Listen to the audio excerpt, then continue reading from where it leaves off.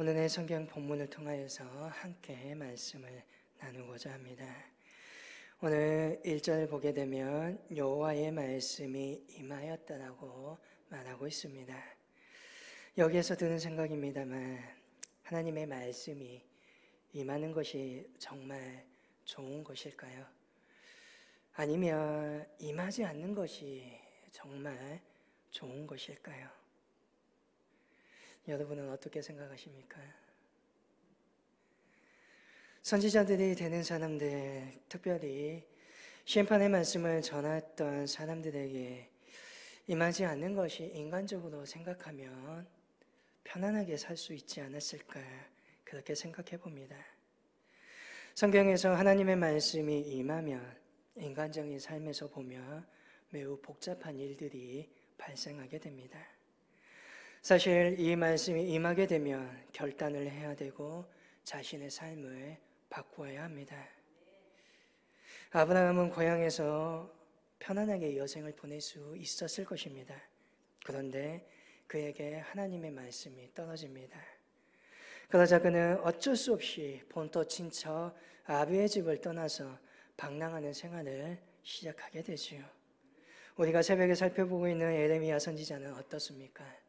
그에게 하나님의 말씀이 임하였기에 그는 조롱받는 것을 당연히 알면서도, 그는 채찍을 맞으며 박해받을 것을 뻔히 알면서도 성전 뜰에서 성문과 왕성 앞에서 그는 하나님의 말씀을 전합니다. 아모스 선지자가 있습니다. 그는 유다의 한 고을에서 단순하게 뽕나무를 치고 있던 사람입니다.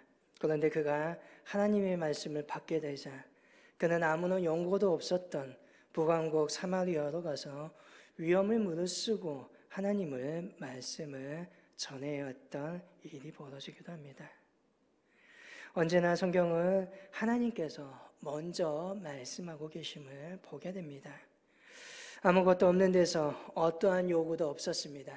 그럼에도 불구하고 하나님께서는 세상을 만드시고 이스라엘이 어떠한 나라를 만들고자 생각도 하지 않으셨는데 하나님은 히브리 민족을 이끌어내어 이스라엘을 만드십니다. 또한 인간들이 자신을 구원해달라고 아무도 소리치지 않으셨는데 하나님께서는 십자가를 통하여서 예수 그리스도를 통하여 인류를 구원하고자, 세상을 구원하고자 하는 계획을 만드십니다. 그렇다고 해서 인간의 노력이 전혀 모든 것이 다 배제된 것은 아니지요. 하나님의 그 계획에 분명한 것은 우리가 인간이 순종할 때 완성이 된다는 것입니다. 그러나 분명한 사실은 우리보다 앞서 먼저 움직이시는 것은 우리 하나님이시라는 것입니다. 이것은 다시 말하면 하나님이 우리의 역사에 대해서, 저와 여러분의 삶에 대해서 가만히 보고만 있지는 않는다는 것입니다. 하나님께서는 저와 여러분이 고통스러워하고 내가 불편해하는 것보다 더 고통스러워하며 불편해하고 계시는 분입니다. 나에게 닥쳐오는 어둠과 혼돈으로 그대로 지속되는 것을 바라보시는 분이 우리 하나님이 아니십니다. 반드시 그곳에 하나님의 말씀이 떨어지고 하나님께서는 움직이신다는 것입니다. 이것이 사람이 행동하지 말라는 것이 아닙니다. 역사가 어떻게 이루어지고 어떻게 발전되어 가는 것을 보라는 것입니다. 하나님에 대한 이러한 신뢰를 가질 때에 우리는 낙담하거나 포기하지 않게 되는 것입니다. 왜냐하면 하나님께서 저와 여러분을 위하여 움직이시기 때문입니다. 그 하나님 안에서 오늘 우리는 희망을 보게 된다는 것입니다.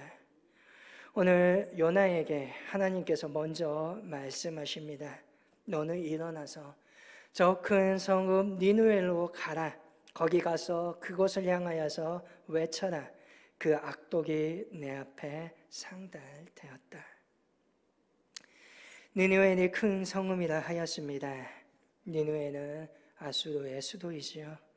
아수르는 중동의 패권을 장악한 아주 매우 큰 제국입니다. 그런데 평방의 한 조그마한 시골에 살고 있던 요나에게 그 성읍에 가서 너는 심판과 회개를 촉구하는 메시지를 말하라고 합니다.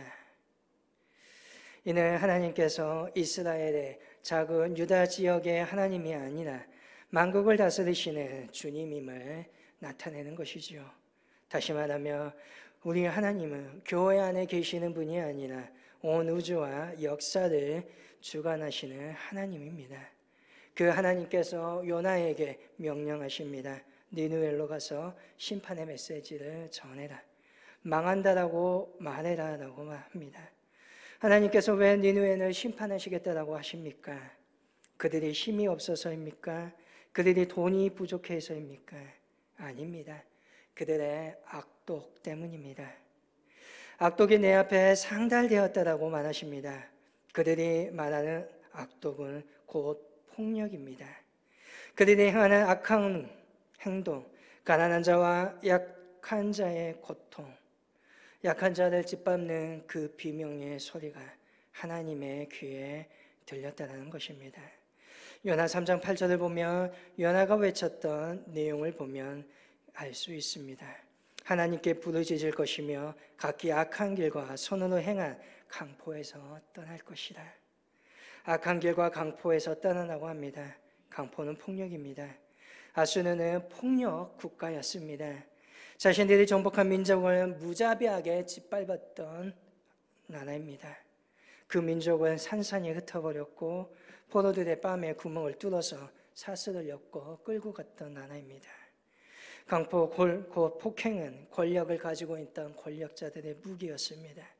폭력으로 약한 자들을, 가난한 자들을 억눌렀고 짓밟았습니다. 그들로부터 그들은 이득을 취했고 부와 사치를 누렸습니다. 그로 말미암아 억눌린 자, 가난한 자, 폭행당한 자의 탄식이 하나님께 상달되었다는 것입니다. 고돈과 소모나가 왜 멸망당하였습니까? 단지 성적인 문란함 때문에 멸망당한 것입니까? 사실은 그것은 후자의 문제입니다. 그들에게 가난한 자에 대한 착취가 문제입니다. 성경은 이렇게 말합니다.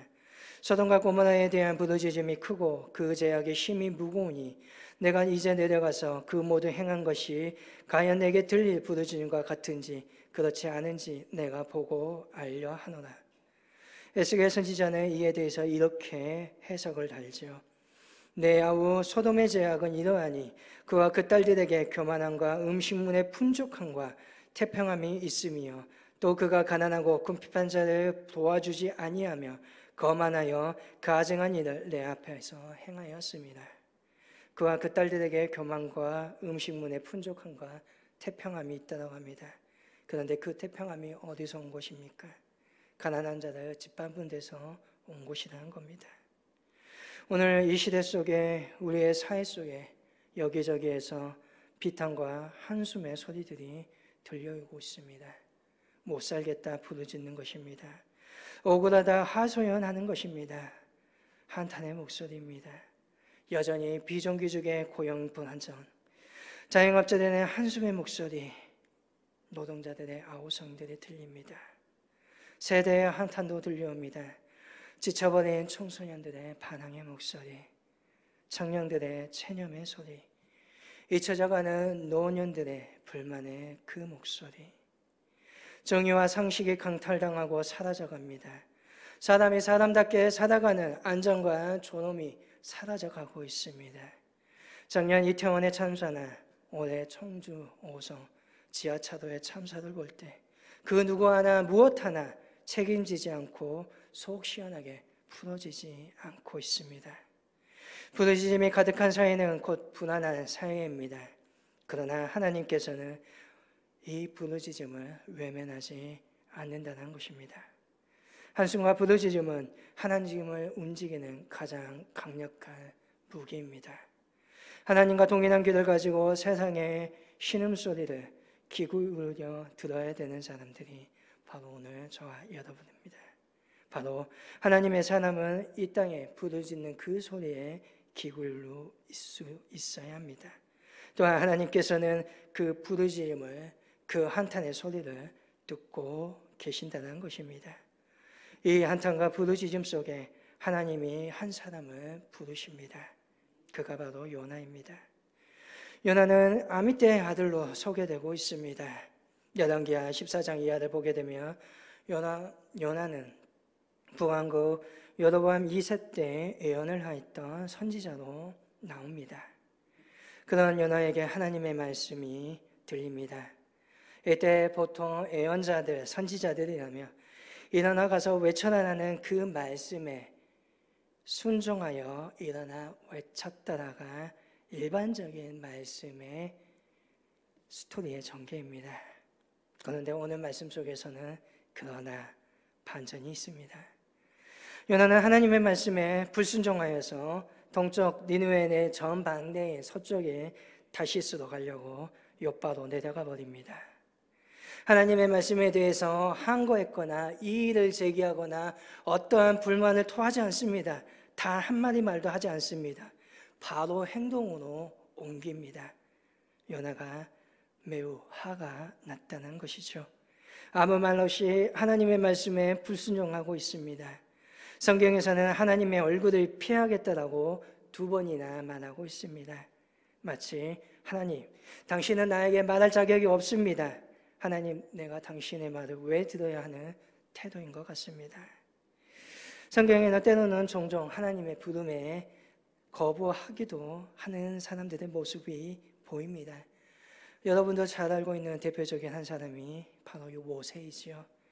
모세도 처음 부르심을 받았을 때 못 간다고 하나님께 그러한 투쟁을 벌입니다.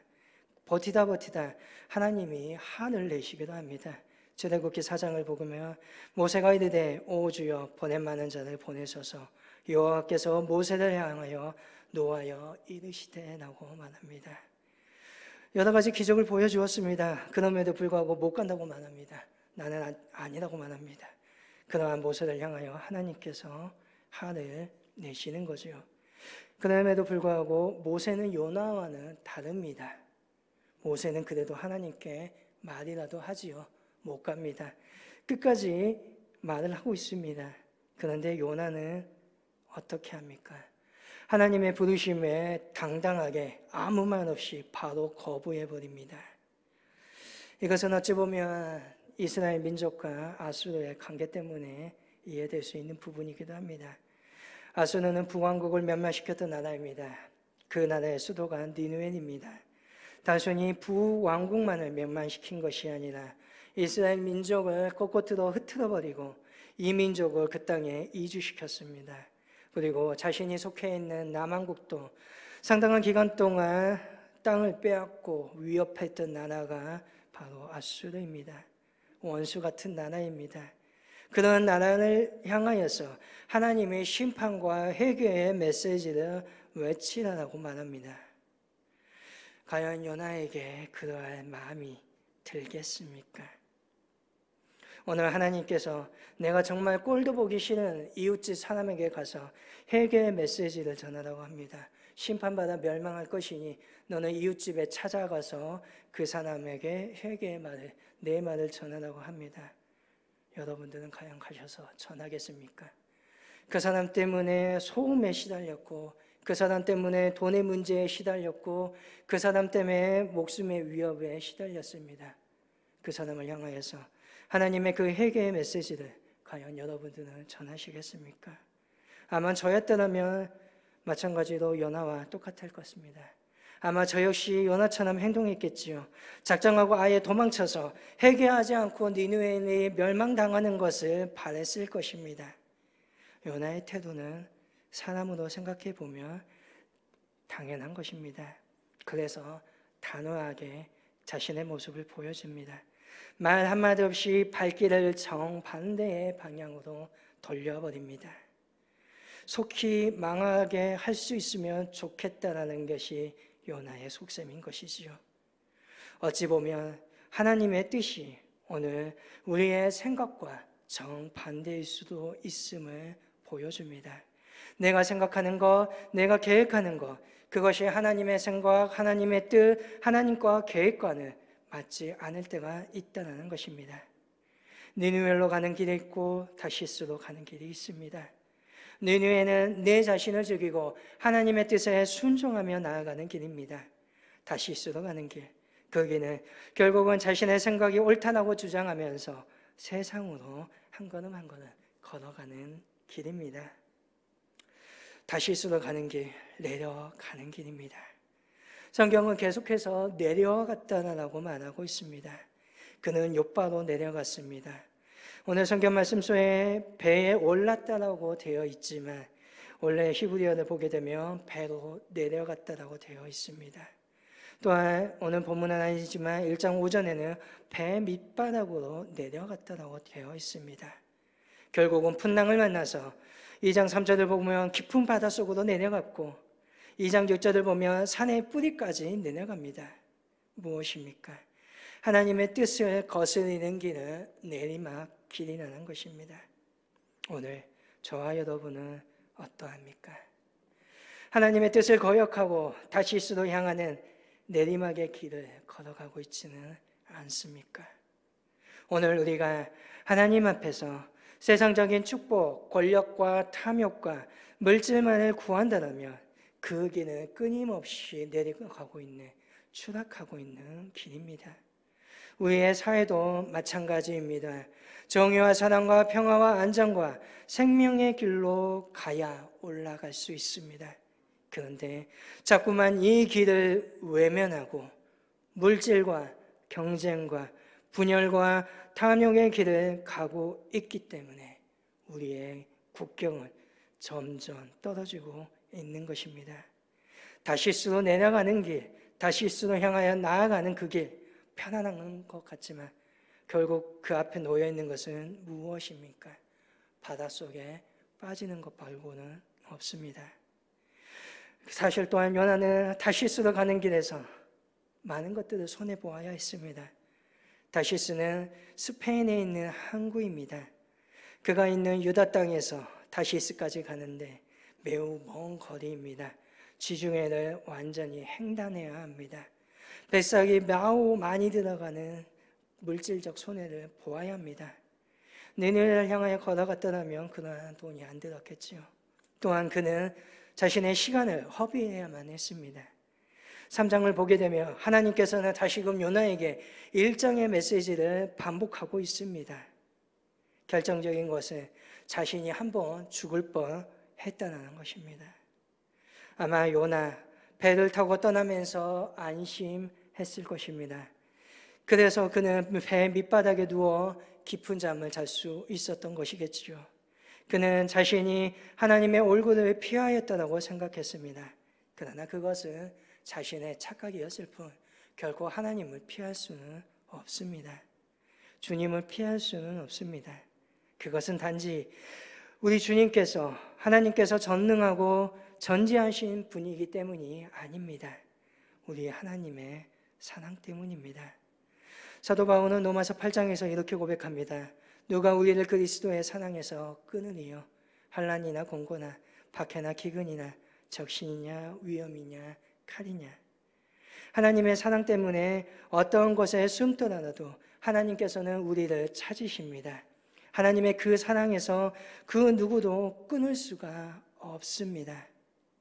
다시스로 도망가는 길은 옳지 않고 우리에게 행복을 가져다도 주지 않습니다. 이것은 우리 하나님의 사랑 때문이요, 우리 하나님의 열심 때문입니다.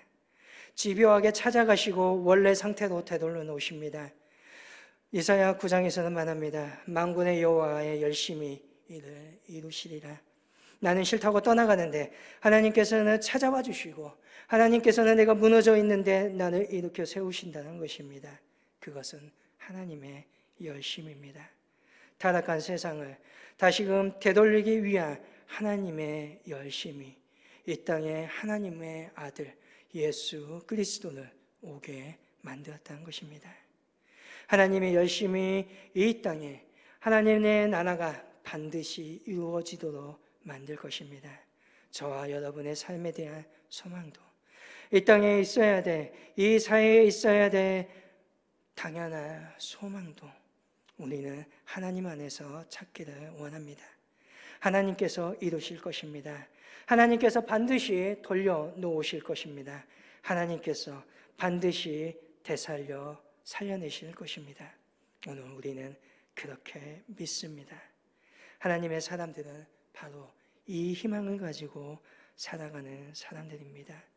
하나님의 말씀이 또 싫어서 도망쳐 버렸던 요나와 같은 나를 다시금 되돌려 놓으실 것입니다.